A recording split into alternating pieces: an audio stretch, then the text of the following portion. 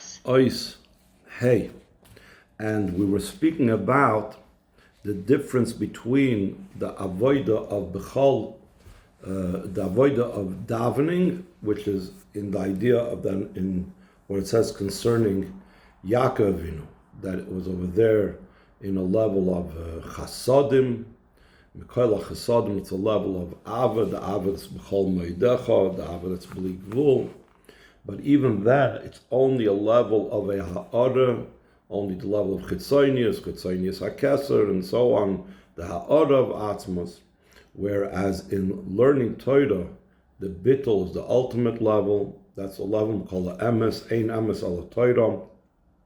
That over there we have the bittul in such a type of way that it is completely atzmos, that's being nimshach in the most essential way, not in the way of just a ha'ara. It's pnimius atik, the level of the innermost level of atzmos comes down through Torah. So that's why there's first the humility that's caused by the closeness of Hashem in a way of chesed, in a way of davening's closeness that I have with Hashem. Then there's the Torah that follows davening. That's what he spoke about. That the Torah that follows davening, that's the level of the pnimius, the atzmos. That is the level of emes. So therefore, there's even deeper and greater connection and closeness to Hashem. So the humility and the katointi is even greater. Now in Oishei, he's going to speak about also the difference between how tefillah affects the world versus how Torah affects the world. So again, top of page Chavtes, Oishei. In addition to the general difference between the avoid of davening, the avoid of Torah, there's also a difference between them, also concerning the impact and effect and influence that they have on the world. Concerning davening, the shas loisa, shas krava, the time of davening is called the time of battle. It's in the way of a war. As opposed to the manner of Torah, in such a way that he's redeeming in peace. In other words, instead of it being a war, it's a redemption that takes place from the klippos, from the enemies and so on, in a peaceable manner. Therefore, immediately after Matan Torah number it says, and it was when the Arim, but hadn't the luchas is the Torah, when it traveled, Moshe said, Kum havaya, rise up havaya, v'yafutzu oivecha, and your enemies shall scatter, v'yanusu misanecha penecha, and your haters will run away from before you. What does that mean? Ordinarily, if there's haters, if there is those that are enemies, the Yidden would have to fight them. But in this case, where the Aron was going in front of them, the Aron caused that they would be scattered. They didn't need to actually go to war. Rather, by traveling with the Aron, which was the Luchas, the Torah, so then automatically it happened and automatically occurred via Futzei Vecha, your enemies were scattered, via Nusum Esanecha, and your haters were ran away. Afal became, but still in all, they still needed to do something. They still had to take the Aron through the wilderness. The wilderness indicates a level of Makan Shloyoshev Adam Sham, a level of klippos. So even though it was automatic, but the Aron had to be in such a type of way that it came to that place and impacted it and influenced it. Nimtza comes out that the refinement was not in an automated way, mamash. It wasn't totally and completely automatic. Therefore, the influence and effect on the world was not in the most total way possible. Though it was that they were scattered and they ran away, they still remained your enemies and your haters. So the klipa didn't completely cease to exist. Only after this, in the times of King Shlomo, Shlomo is called, why is he called Shlomo? Because the peace is his, meaning he reached a higher level of peace that was in the previous times. It says Shalom Yeh b'yamav, peace was in his days. The Kaim Masir Bashla that it's brought down. Shlomo Melech was the 15th generation, that's symbolizing the 15th day of the month. Yidden are likened to the moon, so therefore he is the 15th generation from Avraham Avinu, and that indicates the level of the 15, the fullest of the month, which is also indicates spiritually the greatest revelation, like when the moon is at its fullest. Vayeshev Shlomo al Kisei Havaya, that Shlomo sat upon the throne of Havaya, meaning that there was a full revelation of Elikus, of godliness in the world. So then the refinement was in the way of rest and peace. The Aron, the ark remained in its place in the Beis Hamikdash, not like in the times of Moshe Rabbeinu, that the Aron had to travel through the wilderness.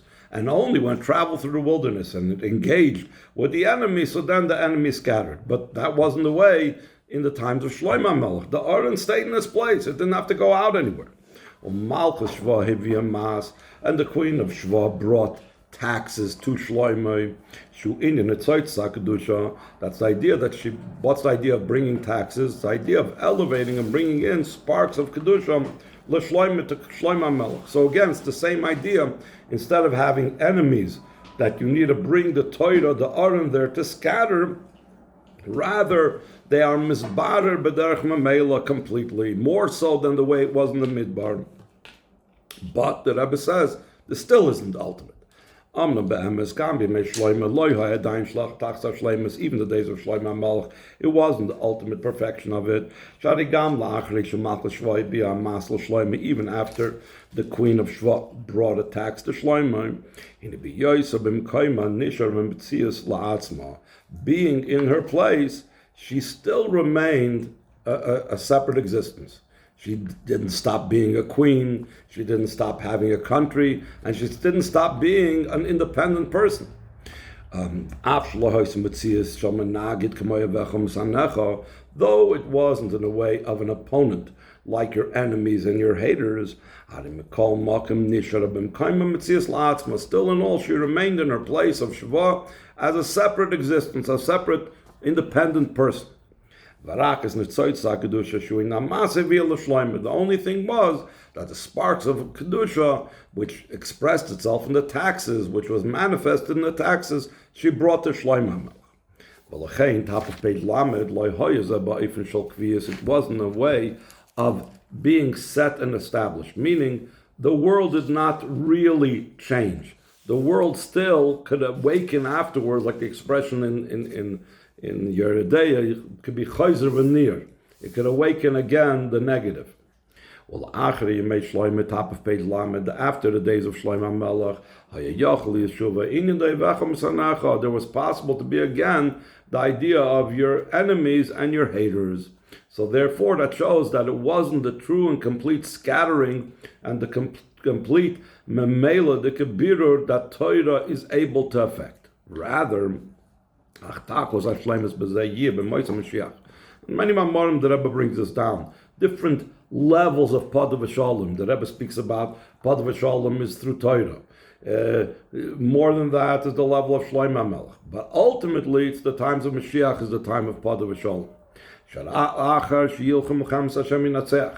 Mashiach will not avoid wars. He will have a war. After, he will fight the wars of Hashem. And he will be victorious. Then will be fulfilled what was foretold. Then I will transform the nations to all have a clear language, to all call out in the name of Hashem to serve Him as one. I know this means. Even the way the nations are in their place, they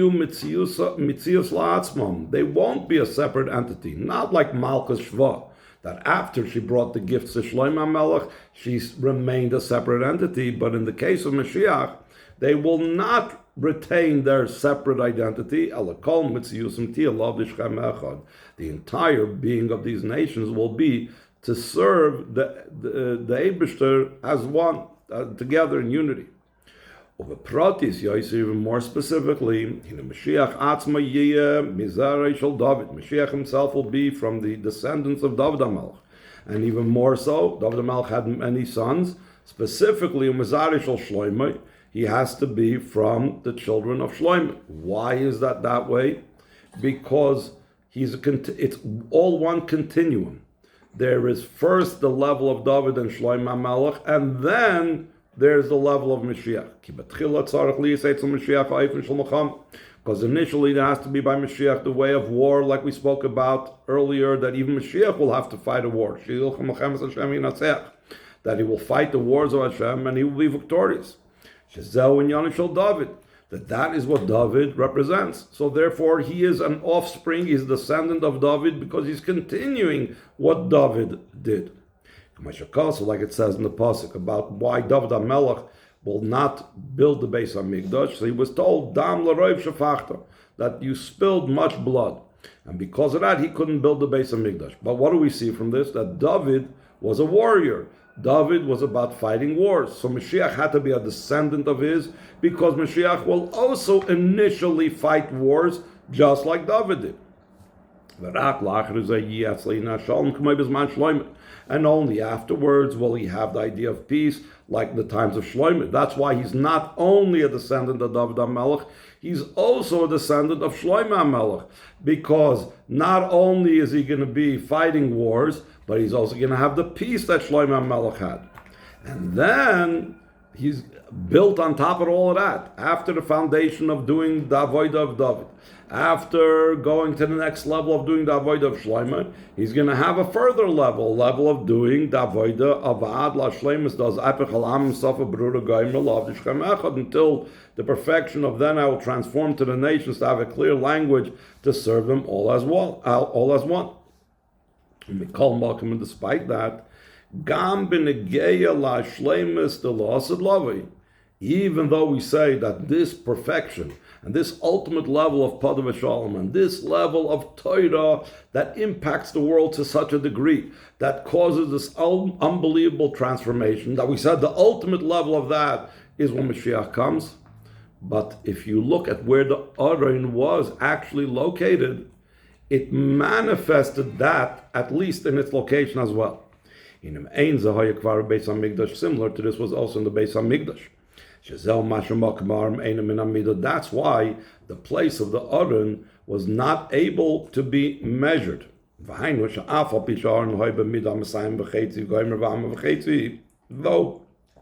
the actual Aron, it had measurements, like it says in the Torah. It had to be, the length had to be 2.5 amas, the width had to be 1.5 amas. Alpha became still in all in the Mekayma Aron, the space in the Kodesh HaKadoshim that the Aron stood did not take up any space, because when you measured from one side of the Aron to the ends of the Kodesh HaKadoshim, you will not see that the Aron detracted from any space.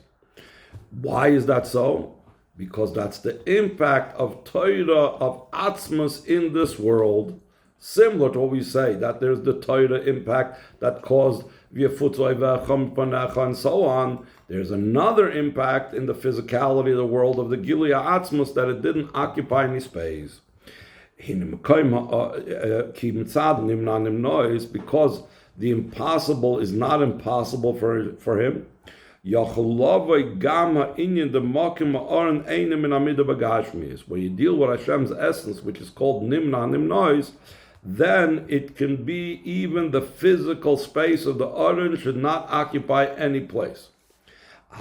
Yet, so even now we find the impact of Torah and Atzmos in this physical world, but it was still limited. It wasn't yet in the entire world. All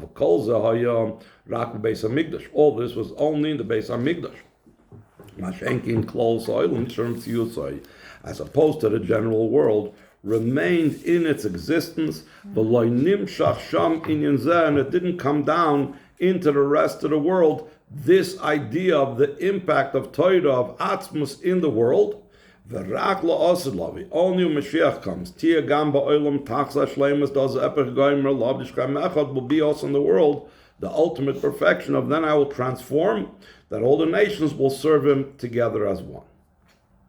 Okay, the next paragraph is going to be a little bit Kabbalistic. Not terribly so, but he's not really going to explain the levels. He refers to certain things in the Eitz Chaim. I wanted to look it up today. I forgot. I didn't get around to it. But it doesn't seem to be relevant to know the exact details of these levels that he's referring to. Okay. Bottom of page Lamed, last line of the page 20, line 28. Vinyoni b'sfiras, the idea in the spheres, corresponding which level in the spheres corresponds to what the revelations of Shlomo Melech versus the time of Mashiach's times.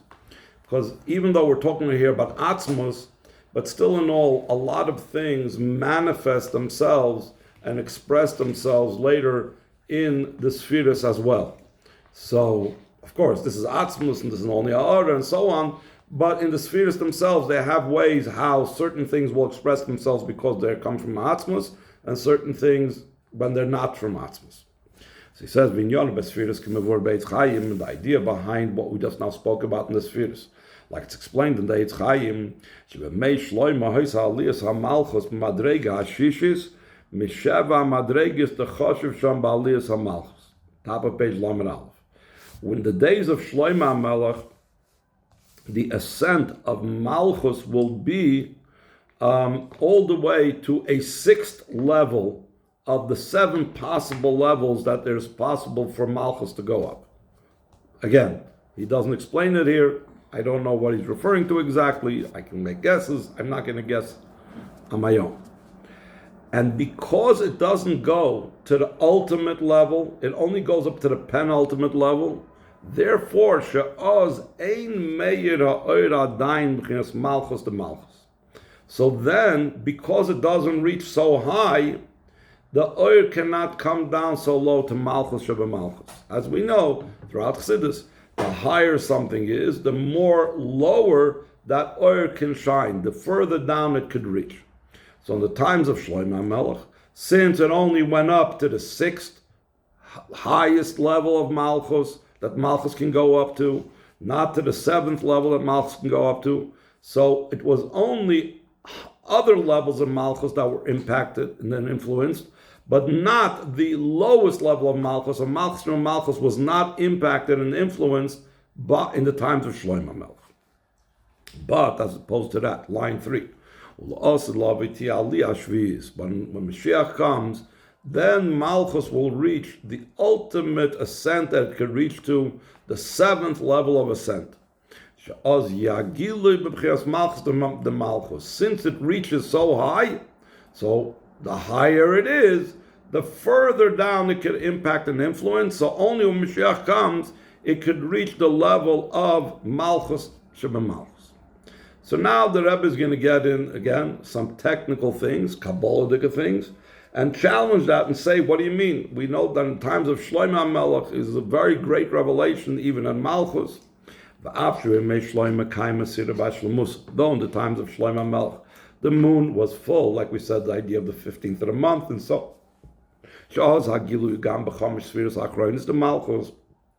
Then the revelation is also in the 5 latter spheres of Malchus. Seemingly, this is just like there is 10 spheres. So you have, here I'm guessing, I said I wouldn't guess on the previous thing, but I'm guessing a little bit over here. If you have a half a moon, you would have like only the upper half, the first 5 spheres of Malchus will get revelation. If you have a full moon, so then it will reach even in the 5 latter spheres of Malchus, meaning Tiferes, Netzach, Hod, Yesod, and Malchus. So if you're telling me that it's going down to the 5 latter spheres of Malchus, so it's Gam b'Bchinas Malchus to Shema Malchus. So it's also reaching to the Malchus of Malchus. The last 5 spheres is Tiferes, Netzach, Hod, Yesod, and Malchus of Malchus. So what are you telling me earlier? That in the times of Shlomo Melech, since Malchus only went up to the 6th level, it didn't go up to the 7th level. Therefore, the influence that came down did not reach Malchus Sheba Malchus. It was Kaim Masira by Shlomusa. That means it reached all the 5 lower levels of Malchus, including Malchus Sheba Malchus. So it's a contradiction. So the Rebbe answers line 8, this is only the level of Malchus, the way it's part of Sfiras HaYesod. In other words, there's Malchus Sheba Malchus itself, and Malchus of Malchus, the way it's still part of Sfiras HaYesod. And that is the way it was in the times of Shlomo HaMelech. That's what it means that the 5 latter Sfiras were revealed, but not Malchus Sheba Malchus the way it's on its own. In general, what was revealed in the times of Shlomo HaMelech, that was the level of Zeir Ampin, the Sfiras that are higher than Malchus. It's the ends of the infinite worlds of the Eibishter, and even higher than that. But again, the true Malchus Sheba Malchus, the ultimate lowest level, was not impacted and influenced in the time of Shlomo HaMelech. And what's the idea of Yisoid? She said, the Yisoid Sheba Malchus is the bonding of the receiver in the giver. There is Yisoid as it is a Svira for itself. Yisoid on its own is the connection between the Sfiras above, the bond and the connector between the Rav and the Talmud, between the Mashpia and the Makabel. Just like the Rav, the Mashpia, has to devote himself and has to bind himself and be focused completely on the receiver, on the Makabel, so too, in Malchus, there's Yisoid Sheba Malchus. Often the Kabbalah term that's used in many Amar Chassidus is Yisoid Sheba Nukva. What is that? That's on the other hand. Just like the Mashpia has to devote himself and focus and connect to the Makabel, so too, and perhaps even more so, the Makabel has to have his focus on bonding with the Mashpia. That is Yisoid Sheba Malchus.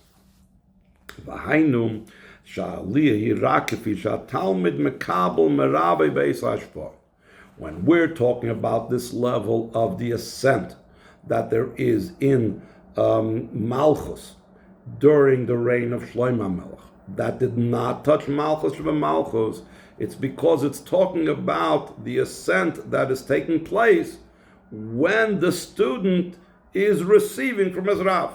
When is this bond taking place? This bond is taking place at the time that he's a student, at the time that he's listening. That's when he's bonding with his Rav.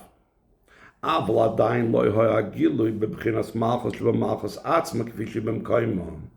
there was still not yet the revelation in the level of Malchus Sheba Malchus itself, the way Malchus Sheba Malchus stands independently away from the world of the Rav, when it's not bonding with the Rav.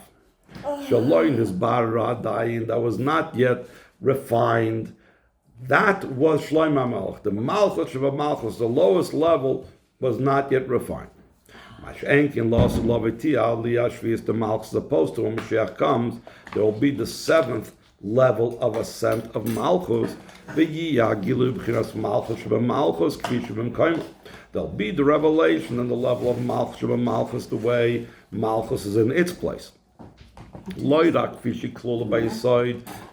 just Malchus, the way it's part of Yisoid, bonding to the Mashpia. Yisaydim is it. Even more so will be the bond of and be the revelation in the times of Mashiach.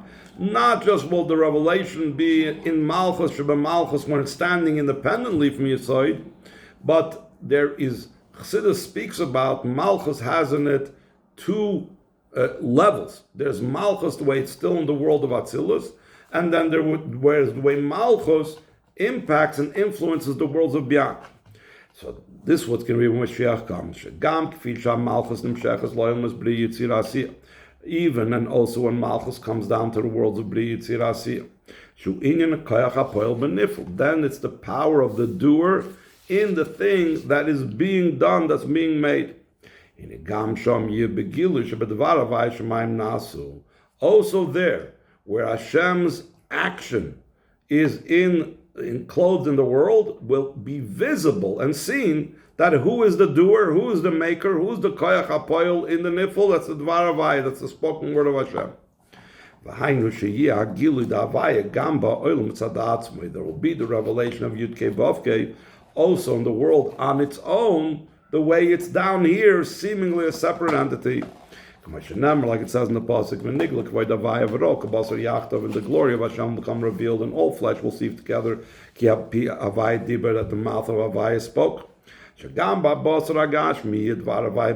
Also in the physical flesh, the words of Havaya will be revealed.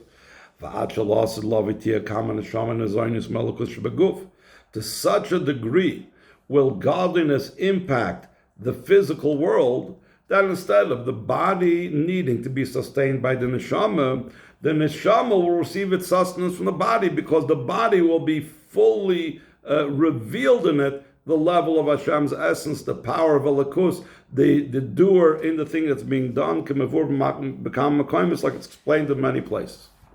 Let's see if we can learn one more piece. Now we're going back to what it says, who is like you but Elim Havaya, and we said that seemingly Elim means silent and Elim means power. How could that be? The Shem Maccabee, that's to do with chesed, it seems to do with might and gvura and withholding and strength. Here is let's explain previously, what are the meanings in the word Elim, in the word strength and power and might? That's the powerful levels of severities that comes from the powerful lights of the world of Toyu. Top of page Lamed Beis. And another pirush we had that we brought earlier, there's also the explanation that who's like you among the mute ones, meaning that Alakus is in a state of being muted and concealed and hidden instead of speech, which shows a revelation. It's not felt in the world that through the words of Hashem the heavens were made. Concerning this, it says, who amongst you in the Elim is Havaya v'hainu. This means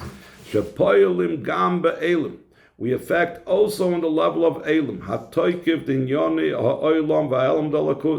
where it is the power of matters of the world and the concealment of godliness. Even there, Yurgish Hagilui Havaya should be sensed and felt the revelation of Yud-Kei Vav-Kei. That's the idea of the union of Havaya and Elikim. Because Elikim shows on concealment, Elikim shows on Elikus the way it's hidden, and there's the Yichud of Havaya Elikim, that the Yud-Kei Vav-Kei Elikus is revealed in the Elikim. To such a degree, like Yaakov Avinu said, that Havaya will be from me Elikim, that we explained, I believe, maybe two Mamorim back, that the level that is presently Havaya will be not Elvaya anymore, because we will be connected to a higher level. So really, this level of Havaya now will be only like Elikim, meaning because he will receive even higher levels of revelation. To be able to affect this, we said Baruch Kvoid Avayim Koimoi is Rosh Tevis Maccabee, just like Mikamoicha Be'el Hashem. What does it mean, Baruch Kvoid Avayim Koimoi? From its place, meaning from its source and its root. And because it's going all the way from its source and its root, from the level of Atzmus, through this comes Amshach, also very much below, to such a degree that even Shem Yud-Kei Vav-Kei is now like downgraded, and it's only a Elikim in comparison to the real level that will become revealed. That's something incomparable to the revelations. Just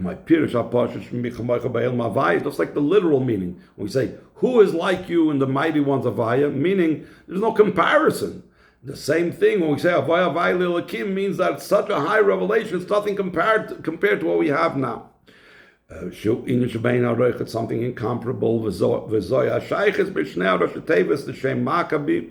the connection between the two Rosh Tevis of the name Maccabee, which is one Rosh Tevis is Baruch V'Avayim Koimoi, and the other Rosh Tevis is Michamoicha Be'el Havaya.